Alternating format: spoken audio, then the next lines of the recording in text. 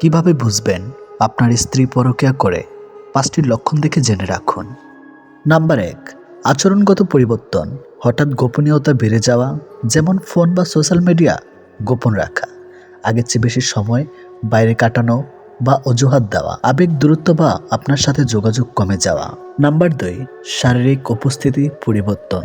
নতুন করে সাজগোজ বা পোশাকের প্রতি অতিরিক্ত মনোযোগ, অপ্রত্যাশিতভাবে কাজের সময় বা রুটিন পরিবর্তন। নাম্বার ৩, মানসিক অবস্থা। অহেতুক রাগ, উদ্বেগ বা অপরাধবোধ প্রকাশ, সম্পর্ক নিয়ে অস্বস্তি বা আলোচনা এড়ানো। নাম্বার ৪, নিজের যত্ন নিন। মানসিক চাপ মোকাবেলার জন্য বন্ধু, পরিবার বা থেরাপিস্ট নেন। নাম্বার ৫, গোপনীয়তা করুন।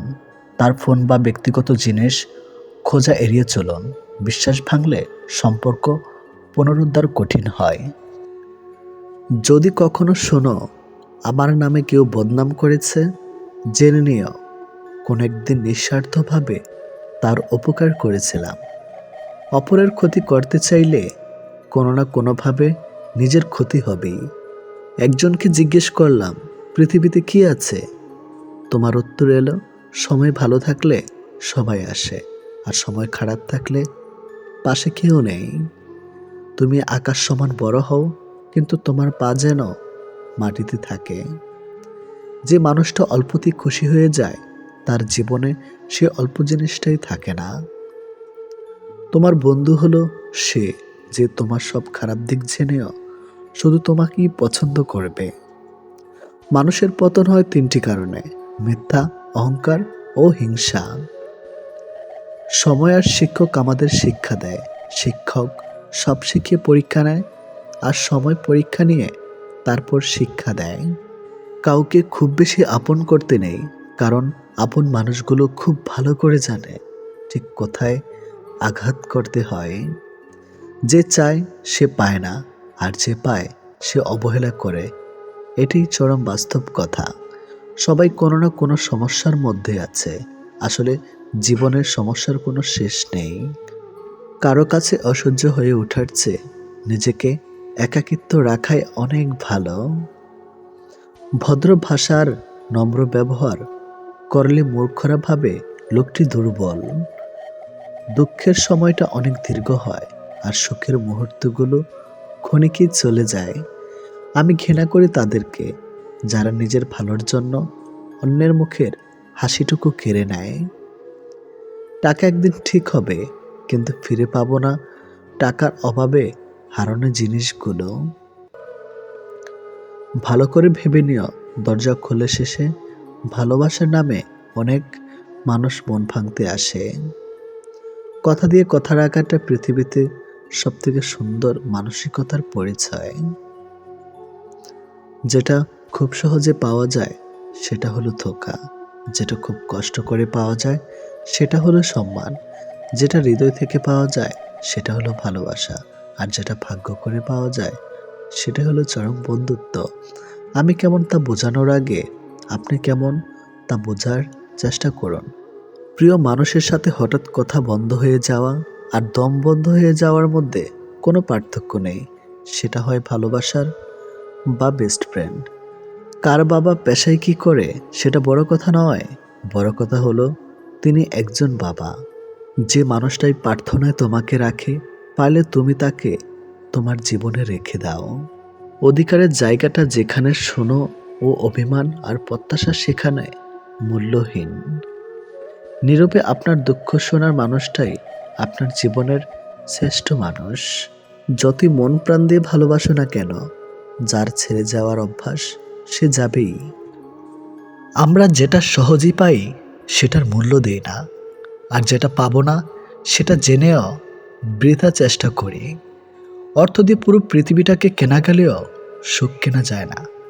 কতটা সত্যি জানি না, তবে অর্থ না থাকলে সুখের অনুভূতিটা কখনই আসে না। সময় নাও, ধৈর্য ধরো, তারপর সম্পর্কে গড়ে তোলো। মনে রেখো, হঠাৎ সম্পর্ক হঠাৎ করে হারিয়ে যায়। যারা একবার ছেড়ে চলে যায় এবং আবার পরে ফিরে আসে, বিশ্বাস করো তারা আবার ছেড়ে যাবে। তুমি চাইলেও তাকে আটকাতে পারবে না। অন্য কাউকে নিজের থেকে বেশি সময় দেওয়া, নিজের থেকে বেশি ভালোবাসা, নিজের থেকে বেশি কেয়ার করা, এটা এক প্রকার নিজেকে ধোঁকা দেওয়া, নিজের সাথে অন্যায় করা। অথচ নিজের সাথে নিজের অন্যায়টা আমাদের চোখেই পড়ে না। যদি মুগ্ধতা নাই আসে, তবে কেন মায়ায় জড়াবে? মানুষ তো কোনো পোশাক নয় যে পিঠ হলো না তাই নিলাম না। আসলে শুরুটা সবসময় মানুষের সুন্দর হয়, তবে শেষটা সুন্দর হয় না। অবশেষে পরিস্থিতি আর পিছুটানগুলোই জিতে যায়, হেরে যায় আমাদের বুকের ভেতরের শব্দগুলো। মানুষ বাঁচে ভালোবাসায়, অবহেলায় তো লোহাতেও মরিচা ধরে। মনের কথা অন্যকে যত কম বলা যায় ততই ভালো। মন বদলায়, কথা ফেরত নেওয়া কখনোই যায় না। কিছু মুহূর্ত কখনো ভোলা যায় না, আবার কখনো ফিরে পাওয়াও যায় না। ভালো মানুষের আশায় না থেকেই নিজে একজন ভালো মনের মানুষ হও, এতে কেউ একজন অন্তত ভালো মানুষ পেয়ে যাবে। মেয়েরা অনেক ছোট ছোট বিষয়ে কাঁদে ঠিকই, কিন্তু জীবনের কঠিন সময়টা হাসি মুখে কাটিয়ে দিতে পারে। কেউ যখন সাথে নেই, তখন সামনের খোলা পথকেই আপন করে নিতে হয়। শেষ বলে কিছুই নেই। মনে রেখো, অনেক সময় ঝরে পড়া পাতা থেকেও নতুন গাছ জন্মায়। যোগ্য মানুষ কখনো অন্যের সমালোচনা করে না, যোগ্যতাহীন মানুষগুলোই অন্যের সমালোচনা করে। ভালোবাসতে কখনো না দামি গিফট লাগে না, কারণ ভালোবাসাটাই সবচেয়ে অনেক দামি। তাই তো ভালোবাসার প্রতীক 5 টাকার গোলাপ আজব ফুলের রানী। স্মার্ট বলতে সুন্দর চেহারার দামি পোশাক আর অর্থ কি বোঝায় না? বোঝায় জ্ঞান, বুদ্ধি, বিবেক, যুক্তি আর সচেতনতা। যোগ্য ব্যক্তি হলো প্রকৃত স্মার্ট। ঝগড়া একদিন না একদিন ঠিক মিট হয়ে যায়, কিন্তু হৃদয়ে ছেঁড়া কথাগুলো মনে থেকেই যায় আজীবন। পারফেক্ট না হলে চলবে, বিশ্বাসযোগ্য হওয়াটা বেশি প্রয়োজন। উদ্দেশ্য ছাড়া কেউ কাছে আসে না, স্বার্থ ছাড়া কেউ পাশে থাকে না। মিথ্যাবাদীরাই এখন সবার প্রিয় হয় এবং সবার ভালোবাসা পায়, আর সত্যবাদীরা পায় অপমান, অবহেলা। রাত 12টার পর তাকে মনে পড়ে যে জীবনের 12টা বাজিয়ে দিয়ে চলে যায়।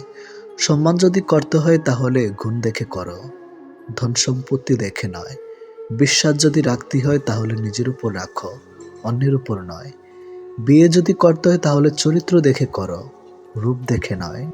বেইমান আর স্বার্থপর লোক কখনো নিজের ভালো ছাড়া অন্যের অনুভূতি বোঝে না। স্বপ্ন পালিয়ে যায় ঘুম ভেঙে গেলে, আর মানুষ পালিয়ে যায় স্বার্থ ফুরিয়ে গেলে। বাঁচার জন্য শুধু এক মুঠো বিশ্বাস চাই, অক্সিজেন তো সবাই। আমার জীবনের থেকে সুন্দর মুহূর্ত যখন তোমার সাথে কথা বলি। মিথ্যাটাই আজকের দুনিয়ায় সবচেয়ে বেশি মূল্য দেয়, সত্যিটা কেউ বোঝে না, উল্টো অপমান পাওয়া যায়। কথায় আছে, নরম মাটি বিড়ালে আছড়াতে ভালোবাসে। তাই আপনি যত নরম মনের মানুষ হবেন, তত আপনি অন্যদের থেকে ক্ষত বিক্ষত হতে থাকবেন। এটাই বাস্তব কথা। ভেঙে ফেলাটা সহজ, কিন্তু গড়ে তোলাটাই হচ্ছে কঠিন। আর কষ্ট তখনই হয় যখন তিল তিল করে গড়ে তোলা কোনো জিনিস নিমেষেই ভেঙে চুরমার হয়ে যায়।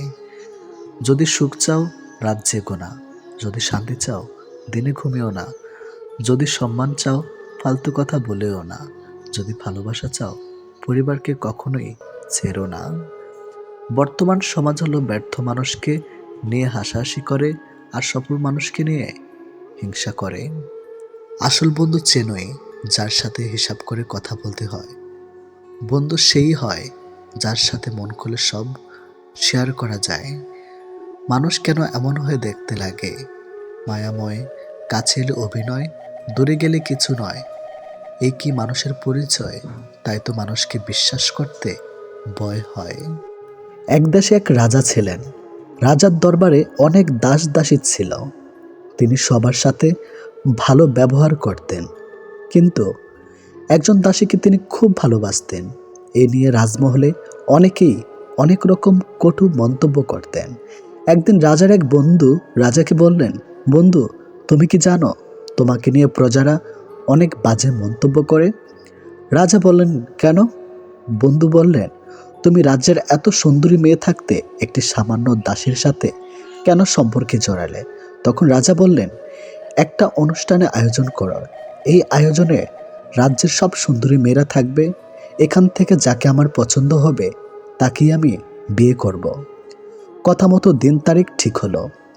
রাজ্যের সব সুন্দরী মেয়েরা রাজার দরবারে হাজির। তাদের এই প্রত্যাশাই যে যদি রাজার পছন্দ হয়ে যায় তবে তার সাথে বিয়ে হবে।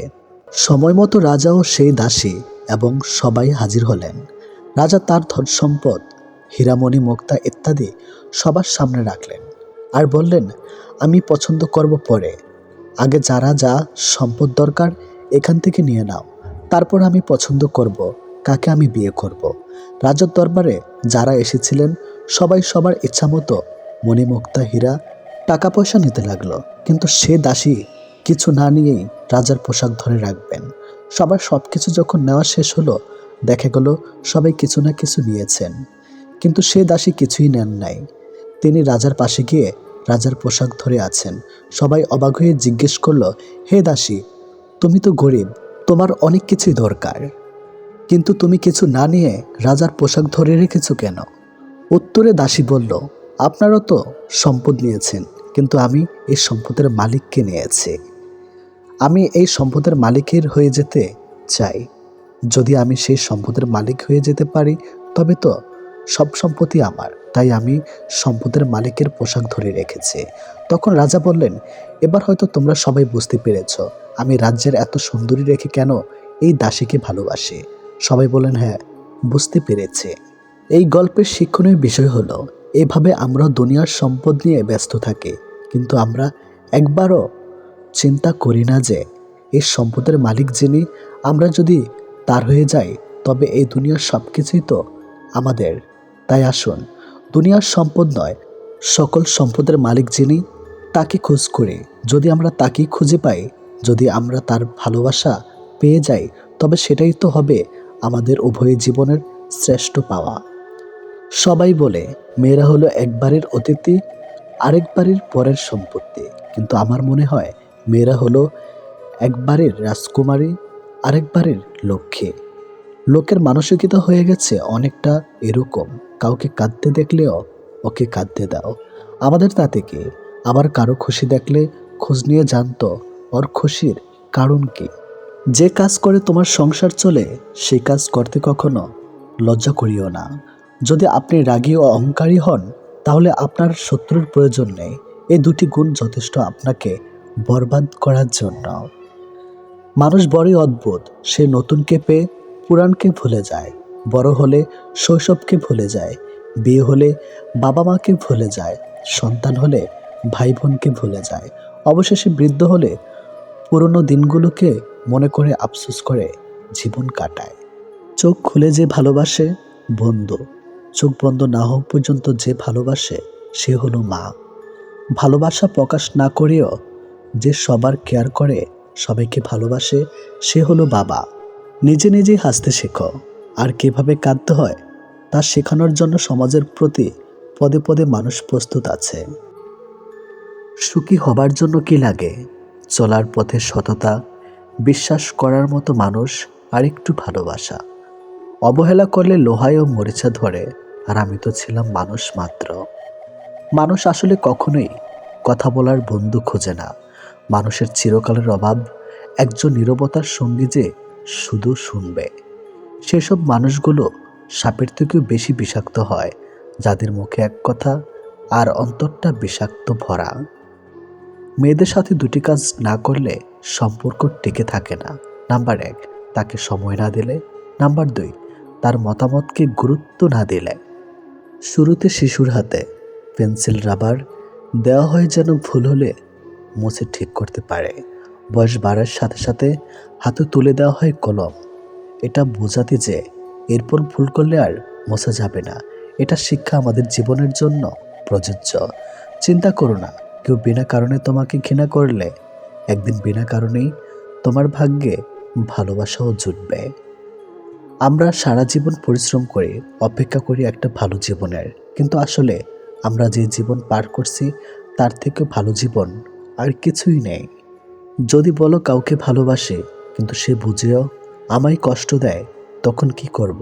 আমি বলবো তাকে স্পেস দিয়ে দূরে চলে যাও। নিজের জীবনটা এমনভাবে গড়ো যাতে সেই ব্যক্তি তোমাকে দেখে আফসোস করে। সুতরাং নিজেকে বদলে সমাজ তোমাকে বাহবা দেবে। তারা তোমায় ছেড়ে গেছে, তারা তোমার পেছনে ঘুরবে, আর সেদিন তোমার দিন আসবে। সত্যির অনুসন্ধান করতে হয়। গুজব তো বাড়িতে বসে থাকলেও ঠিক সবার কাছে পৌঁছে যায়। মানুষের চোখে রব হওয়ার চেষ্টা না করে রবের সাথে মানুষ হওয়ার চেষ্টা করুন। আপনি শুধুমাত্র একজন ব্যক্তির উপর সম্পূর্ণ ভরসা করে দেখুন। সে ব্যক্তিটি কার উপর ভরসা না করে চরম শিক্ষাটি আপনাকে দিয়ে দিবে। যেদিন মানুষকে তার মা নয়, তার দায়িত্ব তাকে ঘুম থেকে জাগিয়ে দিতে বাধ্য করবে, সেদিন জানবে ওই ব্যক্তির পরিবারের দায়িত্ব নেওয়ার জন্য যোগ্য হয়ে গেছে। যে মানুষের মধ্যে প্রকৃত মনুষ্যত্ব আছে, তার চিন্তাভাবনা হবে এমন: জীবনে আমি যা কষ্ট পেয়েছি সেই কষ্ট যেন আর কেউ না পায়, আর আমি যা সুখ পেয়েছি সেই সুখ যেন সবাই পায়। বাড়ির ঝগড়ার কথা, পরোপকারের কথা আর স্ত্রীর সাথে হওয়া ব্যক্তিগত কথা কখনো বাইরের কাউকে বলা উচিত নয়। যে ব্যবহার তুমি অন্যের কাছে আশা করো না, সেই ব্যবহার তোমার অন্যের সাথে করা উচিতও না। অধিকারের জন্য অবশ্যই লড়ো, কিন্তু যার উপর তোমার কোনো অধিকার নেই তার মায়া ত্যাগ করো। ছেলে মেয়েদেরকে কিছু দিন, আর না দিন তার পছন্দের জীবন সাথী তাকে অবশ্যই দিন। কারণ প্রচুর ধন সম্পত্তি ছাড়া জীবন কাটানো যায়, কিন্তু জীবন সাথী ভালো না হলে ছেলে মেয়েদের জীবন নরকে পরিণত হয়। সমাজ প্রতিবার প্রশংসা কম করে, ব্যর্থতার সমালোচনা বেশি করে। যতই দিন যাচ্ছে পরকীয়া যেন সময়ের সাথে পাল্লা দিয়ে বাড়ছে। একজন স্ত্রী তখনই পরকীয়া করে যখন তার স্বামীর থেকে তার প্রিয় জিনিসটি না পায়। আর একটা মেয়ে বা স্ত্রীর কাছে সবচেয়ে দামি জিনিস হলো স্বামীর থেকে পাওয়া সময়। আর যখন ওই সময়ের প্রভাবে সে স্ত্রী পরকীয়া করে থাকতে পারে আরও অনেক কারণ, তখন সে যে কোনো পুরুষের সাথে করে না। কারণ প্রতিটি মেয়ে ছেলেদের ভিতর এমন কিছু গুণ খোঁজে যা মেয়েদের আকৃষ্ট করে। কারণ পরকীয় সম্পর্ক শুধু কথার মাধ্যমে থাকে না, এটা শারীরিক সম্পর্ক পর্যন্ত পৌঁছে যায়। আর মেয়েরা তাকেই শরীর দেয় যে সে তাকে আকৃষ্ট করতে পারে। তাই আপনার মধ্যে যদি এমন কিছু থাকে, হতেও পারে অন্যের স্ত্রী আপনাকে ভালোবাসতে চাইবে। এটি বাস্তব। একটা মেয়ের শরীরকে একটা ছেলের ততক্ষণ ভালো লাগে যতক্ষণ সে তার যৌবন তাকে দেয় না। যখনই মেয়েটা তার শরীর সস্তা বানিয়ে ফেলে, তখন আর ছেলেটা মেয়েটার শরীর ভালো না লাগে। তাই মেয়েদের বলছি, সাবধান থাকো।